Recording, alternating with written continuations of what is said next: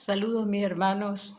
Hoy continuamos con el estudio del Evangelio de Marcos y vamos a estar estudiando en Marcos 12 del 28 al 34.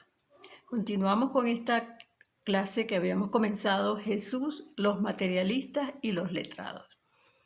Y primero vimos un tema de los materialistas. En clases anteriores vimos cómo los saduceos y los fariseos se habían juntado para tender una trampa a Jesús, al Maestro, aludiendo a la validez de pagar o no los impuestos, los tributos. La respuesta de Jesús les significó un rotundo fracaso, porque Jesús les dijo: da a César lo que es del César y a Dios lo que es de Dios. Cada secta tomó su rumbo y ahora pretenden usar a Jesús para atacarse mutuamente entre ellos.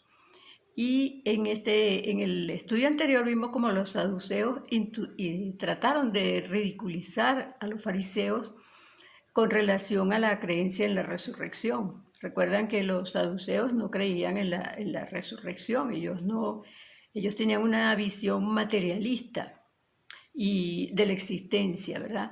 Y por supuesto, no creían en la resurrección, pero los fariseos sí. Y no admitían que una vida después de esta, pues. Lo único que a ellos les interesaba era el poder, todo lo que era las riquezas, ¿verdad? Y los placeres. En cambio, los fariseos sí eran religiosos, eran una secta, un grupo político religioso, un partido político, y ellos sí creían pues en la resurrección. Y ahora vamos a ver un tema de los letrados.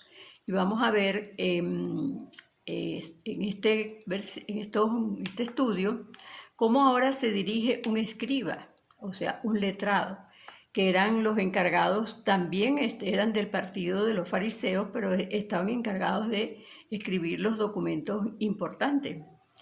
Pero este letrado presenció con satisfacción la derrota que habían tenido los saduceos, ¿verdad? Y entonces quiere someter a un debate la cuestión de una cuestión muy debatida en las escuelas rabínicas, como era cuál era el mandamiento más importante, o sea, el principal mandamiento. Este relato también está en Mateo 22, del 34 al 40, y en Lucas 10, del 25 al 28. Las opiniones eran muchas, pero predominaba el hecho de que el guardar el sábado era lo más importante y que eso invalidaba, tenía mucho más peso que todos los mandamientos juntos. Para ellos era el mandamiento que resumía toda la ley. Entonces nosotros vamos a comenzar a leer en Marcos 28, ¿verdad? Vamos a buscar en la palabra, vamos a orar al Señor primero y vamos a empezar a leer. Vamos en el versículo 28. Señor, te damos gracias, Padre, por tu palabra, por permitirnos, Señor, estudiar tu palabra y compartirla con mis hermanos, Señor. Te pedimos que tomes control de todo y que esta enseñanza, Señor, redarguya en cada corazón, Padre, que se lleve el propósito que tú tienes para ello. Bendice a mis hermanos, Padre, en el nombre de Jesús. Amén. Entonces vamos a estar leyendo en Marcos 28. Dice: acercándose uno de los escribas, que los había oído disputar y sabía que les había respondido bien, le preguntó: ¿cuál es el primer mandamiento de todos? Jesús le respondió: el primer mandamiento de todos es: oye, Israel, el Señor nuestro Dios, el Señor uno es, y amarás al Señor tu Dios con todo tu corazón y con toda tu alma y con toda tu mente y con todas las fuerzas, toda tu fuerza. Este es el principal mandamiento. Y el segundo es semejante: amarás a tu prójimo como a ti mismo. No hay otro mandamiento mayor que estos. Entonces el escriba le dijo: bien, maestro, verdad has dicho. que uno es Dios y no hay otro fuera de Él.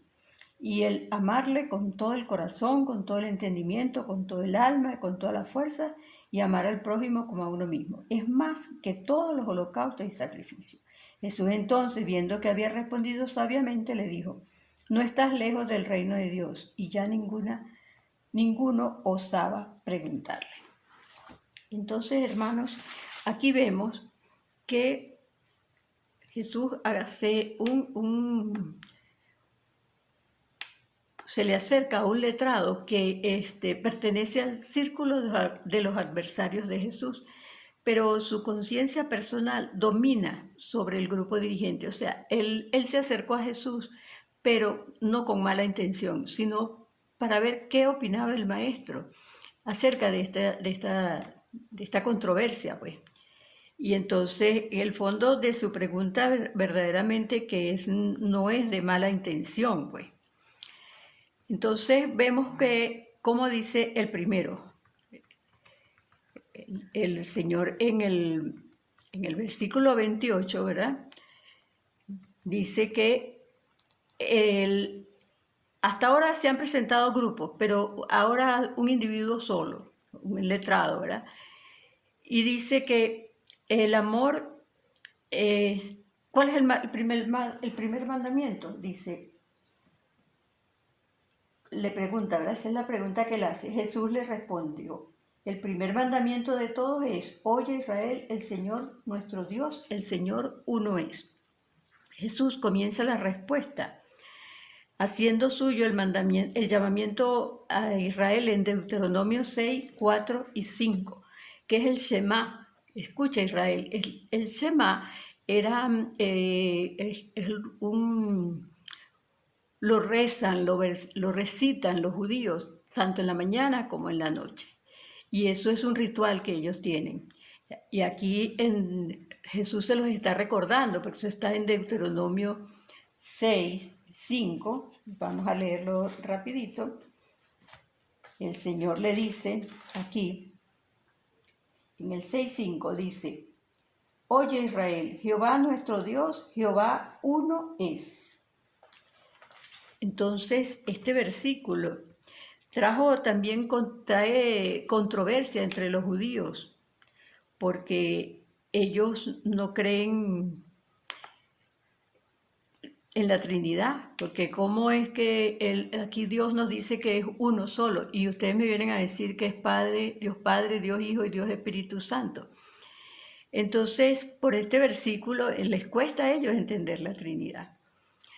Y recuerda que aquí Él les está recordando que Dios es el único Dios para ellos, no los dirigentes que los explotan, ni el César que los somete, sino es Dios. Entonces Jesús continúa recordándoles en Deuteronomio 6:5, que continúa diciendo el Señor aquí, en el 6:5. Dice, y amarás a Jehová tu Dios de todo tu corazón y de toda tu alma y con todas tus fuerzas. Él se lo está recordando aquí. Y Él le dice, amarás con todo tu corazón. Eso significa, vamos a ir desglosando cada una de estas maneras como uno debe amar a Dios. Con todo tu corazón significa que yo no voy a poder amarlo como lo ama Jesús, ¿verdad? Porque el amor de Jesús, nosotros no lo podemos comparar.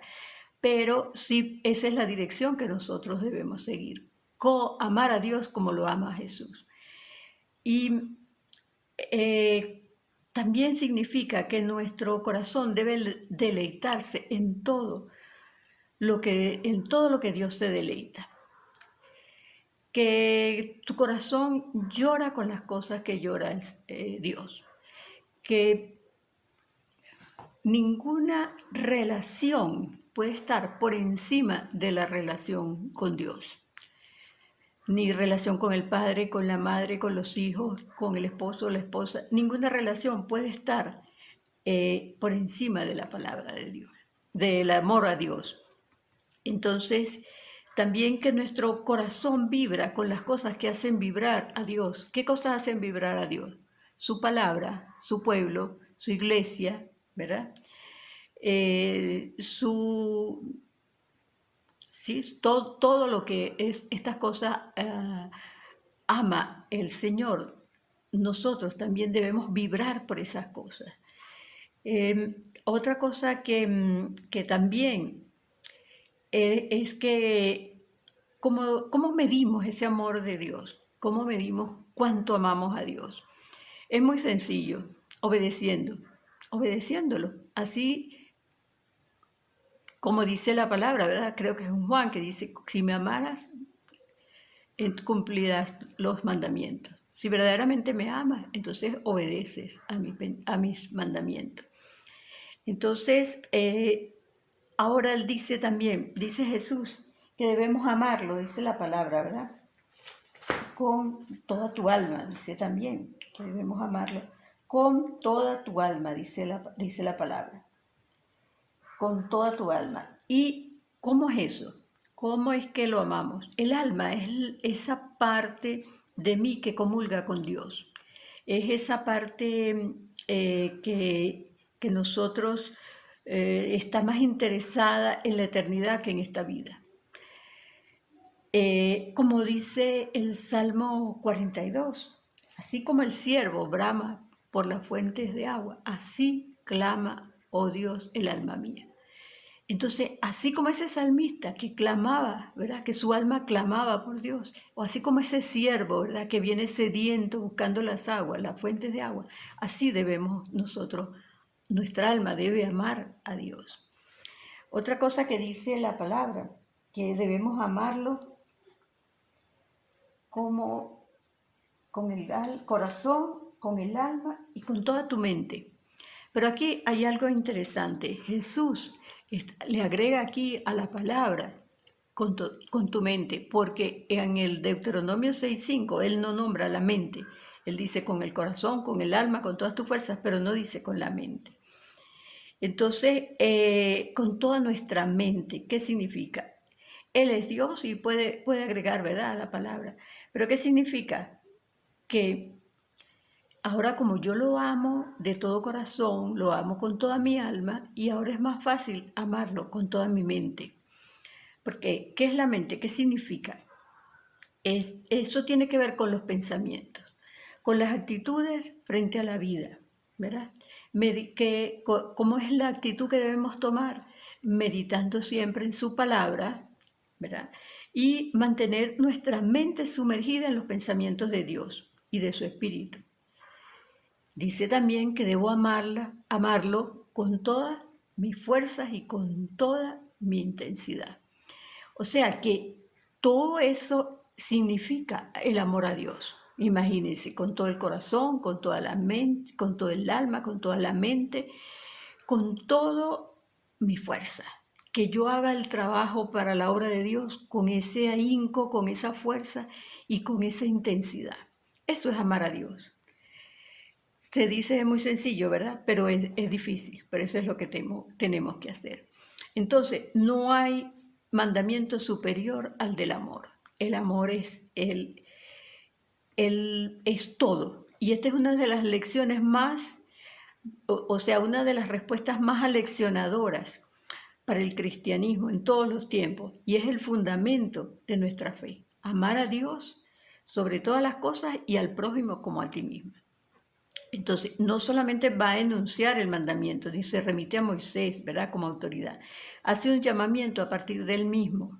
Es una invitación personal que él le hace a este letrado, ¿verdad?, a este escriba.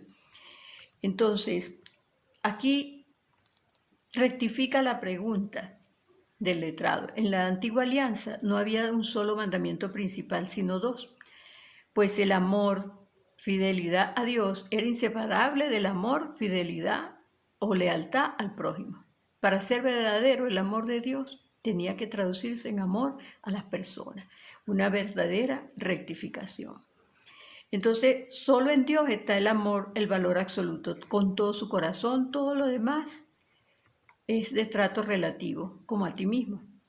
Entonces, con esto, él desmonta la lógica según la cual hay que decidir entre un mandamiento y otro.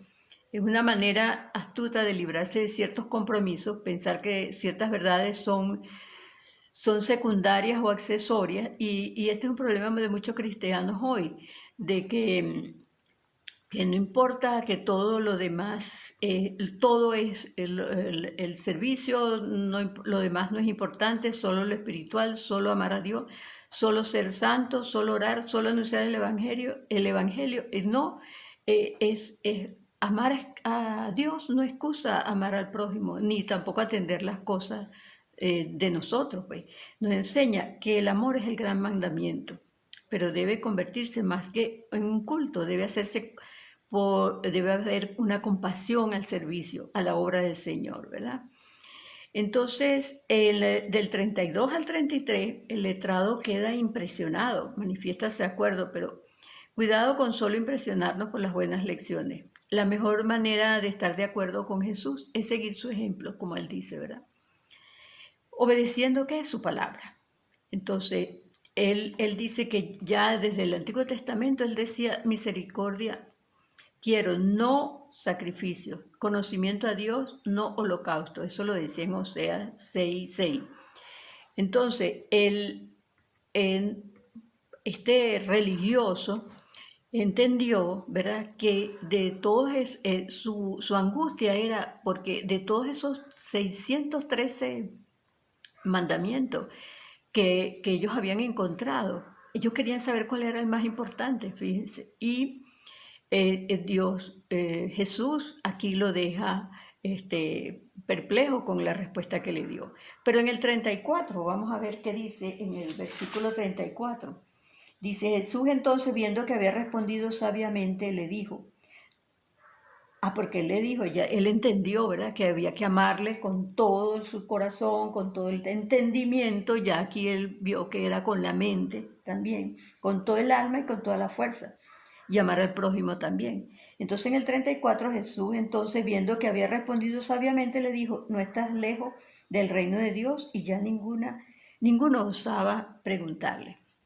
Entonces él le dijo, no estás lejos del reino de Dios. Entonces, ¿cuánta gente está cerca del reino de Dios, pero no entra? Jesús le abre el horizonte a este letrado y le abre el horizonte de lo que es el reinado de Dios, que deja atrás toda la antigua época. Entonces, asimismo nosotros debemos ayudar a los demás a que entren en una relación personal con Dios. La dificultad está en que el letrado quiere ser fiel a Dios, pero todavía no ha recibido a Dios, a Jesús como el Mesías. Entonces, al ver el acierto y el rigor de las respuestas de Jesús, que ha puesto en su sitio a los saduceos, ¿verdad?, a los materialistas y a este letrado, ¿verdad?, y corregido al letrado, entonces nadie se atreve a hacerle más preguntas. Pero vamos a seguir orando y meditando, pensando en estas cosas tan importantes de esta enseñanza. ¿Cuál es el riesgo de oponer el amor de Dios, el amor a Dios al amor al prójimo? ¿Cuáles son las direcciones del amor a Dios? ¿Y qué quiere decir Jesús cuando le dice a este letrado, no estás lejos del reino? Pensemos en casos concretos en que nosotros corremos el riesgo de excusarnos en el amor de Dios y no hacer más nada. ¿De qué manera podríamos ayudar mucho cerca del reino? Entrar en una relación personal con Jesús, el Mesías. Pensemos en eso, hermanos. Dios les bendiga.